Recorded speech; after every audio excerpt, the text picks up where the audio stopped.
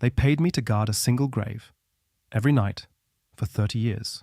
No name, no answers, just silence. Until last night. The ground moved. Something reached out and grabbed me. And when I called my employers for help, they told me one thing: run. Welcome to Echoes of Fear, where stories aren't just told, they're experienced. I've been doing this for over 30 years. 30 years of just sitting and staring at a gravestone. I don't even know who the thing belongs to. You best believe I tried to find out, though. I have scanned every pockmarked surface of that stone slab over the years.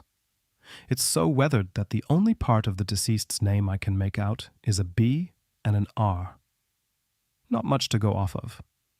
I do know that the guy, or gal, died in 1872. That's it. Just a death date. I don't even know who my employer is. The opportunity fell in my lap in the most literal sense of the phrase. I was 32 at the time. I had just been dumped by the love of my life, and my career in journalism wasn't panning out how I'd hoped. I was feeling particularly down the night that it happened. I got sloppy drunk and wrote the most poorly composed article known to man. Run-on sentences, punctuation mistakes out the wazoo, grammatical errors that would put a preschooler to shame. It was a true abomination. At some point in my mad typing frenzy, I must have dozed off, because I awoke the next day to find that I had fallen asleep at my desk. In my drunken haze, I had managed to knock a few papers into my lap. It was then that I noticed the letter. The stark white envelope bore a wax seal. I instantly knew that it hadn't been there before. I retrieved my letter opener and tore at the envelope. In my groggy state, I had yet to make the connection. I lived alone. So how had the letter found its way to my lap? I let the envelope fall to the floor as I read the contents within. Dear Mr. Calloway, we are contacting you with an employment opportunity.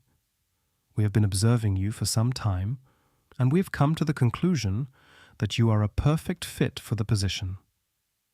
As for the job itself, you will be required to guard a grave at Blackstone Cemetery from sundown to sunup Monday, Wednesday, Thursday, and Sunday nights should you accept. You are to contact us immediately if you experience anything out of the ordinary. We hope to hear from you soon. Your benefactors. At the bottom of the letter was a phone number along with my salary should I accept the offer. Even working just 4 days out of the week, it blew my journalism gig out of the water.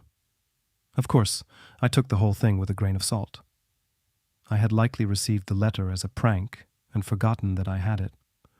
Or maybe it was a strange writing assignment from a teenager. But it had been addressed to me. Whatever the case, I chose to give the number a call. What could it hurt? They picked up immediately after I dialed the number. I heard nothing but static and shallow breathing from the other end of the line. I only uttered 2 words before they hung up. I accept. I didn't expect to hear back. I really didn't. I thought I'd been duped, had for a fool. But then the second letter came. Dear Mr. Calloway, we are overjoyed to welcome you to the team. Your first shift will be tomorrow night. Come prepared with a flashlight, a jacket, and some reading material. Best of luck, your benefactors. A map of the cemetery fell out of the envelope. One grave in particular was marked with a heavy red X. Though I was skeptical, I decided to humor them. What did they have to gain from this anyway? With that in mind, I showed up to the cemetery just before sunset. I found my way to the designated grave with relative ease. Blackstone isn't very big, after all. I stared at the stone inscription, no clearer then than it is now, before I plopped down and opened my book to read. Once I had made it past the first night, I thought that I had certainly just wasted my time. But to my utter disbelief, when I arrived home, my first day's pay was waiting for me on the kitchen counter. I should have been more afraid. Someone had access to my home. They had intruded on my property multiple times, and according to the letter, they had been watching me. But I wasn't. I was content as long as the money kept coming in. Fast forward 30 years, and here I am. I was happy with the job. Strange though it was, the graveyard became a sort of safe haven for me, a comfort zone. The worst I had to deal with was the occasional gang of edgy teenagers. Aside from that, the nights were serene.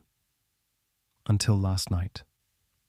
What happened has me questioning everything I know about reality itself. I was sitting before the grave, as per usual, nose deep in a mystery novel, when it happened. The ground below me began to shift. It leapt up, fearing an earthquake. But as I surveyed my surroundings, I came to realize that only the earth at my feet was disturbed. I watched the dirt, mesmerized, unable to take my eyes away. The ground continued to rumble until finally something burst from within its depths. A rotting, skeletal hand shot from the earth. It didn't grasp aimlessly. It knew what it wanted. The hand lunged for me, its decaying fingers clasping my ankle. I released a terrified shriek as it pulled down with frightening strength. I kicked at the hand with my free leg, terror surging through my veins.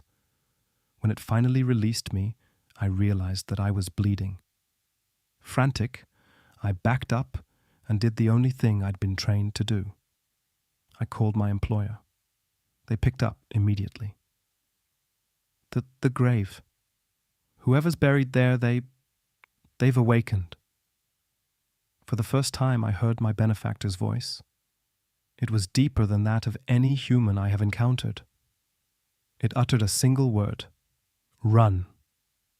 I shambled off as quickly as my legs would carry me. Between my age and the damage to my ankle, it was slow going, but eventually I made it to my car and put my foot on the gas. Once I arrived home, heart still threatening to leap from my chest, I was greeted by an envelope. I tore it open, without hesitation. I frowned as I read the letter's contents. Dear Mr. Calloway, we regret to inform you that we no longer require your services. Your severance package will be delivered at a later date, with an additional lump sum for the injury you sustained on site. Thank you for your understanding.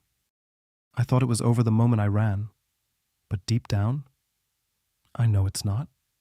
For 30 years, nothing happened, and then in one night, everything changed. They fired me, paid me off, told me to forget. But you don't just forget a hand pulling itself out of a grave. You don't forget the way it knew you were there, and you definitely don't forget the feeling that it's not done with you yet.